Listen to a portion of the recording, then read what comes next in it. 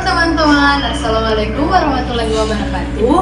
Om Swastiastu, Namo Buddhaya, Salam Kebajikan. Shalom.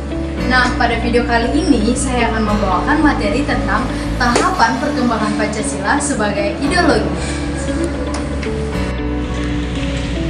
Jadi, teman-teman, Pancasila sebagai ideologi bangsa memiliki sejarah yang kaya dan berkembang melalui beberapa tahap signifikan. Berikut adalah penjelasan lebih lanjut mengenai setiap tahapan tersebut. Nah, tahapan yang pertama yaitu tahapan perumusan. Tahapan perumusan ini ada sejak tahun 1945.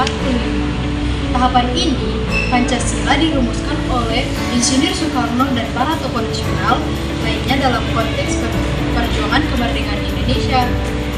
Proses perumusan terjadi dalam dua lembaga penting. Yang pertama yaitu Badan Penyelidik Usaha-Usaha Persiapan Kemerdekaan Indonesia atau yang lebih sering kita singkat yaitu BPUPKI. Disinilah gagasan awal Pancasila dicetus oleh Insinyur Soekarno, memberikan beberapa gagasan mengenai 5 sila yang menjadi dasar negara yang mencakup nilai ketuhanan, kemanusiaan, persatuan, kerakyatan, dan keadilan sosial. Lembaga yang kedua yaitu Panitia Persiapan Kemerdekaan Indonesia atau yang lebih sering kita singkat PPKI. Setelah proklamasi Pancasila mengalami sedikit perubahan dan disepakati sebagai dasar negara, perumusan ini sangat penting karena menjadi landasan bagi konstitusi dan sistem pemerintahan Indonesia.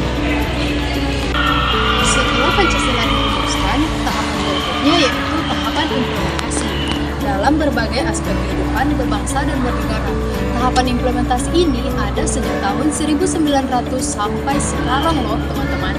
Nah, tahapan implementasi ini memuat yang pertama yaitu konstitusi.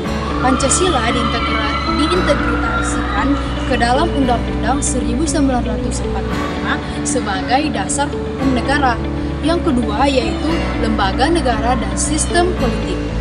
Pancasila menjadi acuan bagi seluruh lembaga negara mulai dari eksekutif, legislatif, hingga yudikatif.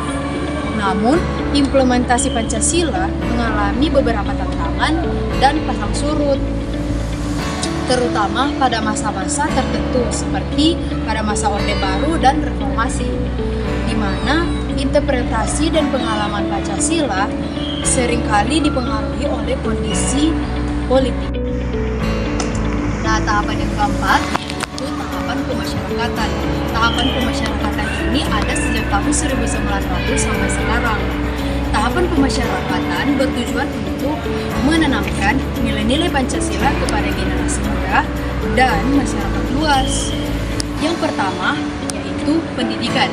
Pancasila diajarkan dari berbagai institut pendidikan sebagai bagian dari kurikulum dengan harapan generasi muda dapat memahami dan mengamalkan nilai-nilai Pancasila dalam kehidupan sehari-hari. Yang kedua yaitu kegiatan sosial dan budaya.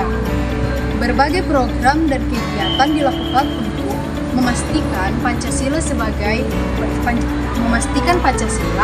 seperti seminar, diskusi, dan kegiatan kebudayaan yang menggugat kesadaran akan pentingnya Pancasila dalam kehidupan berbangsa.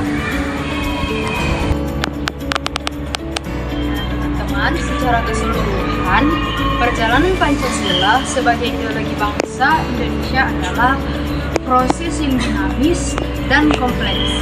Pancasila tidak hanya menjadi dasar negara, tetapi juga merupakan identitas nasional yang terus berkembang sesuai dengan perkembangan zaman.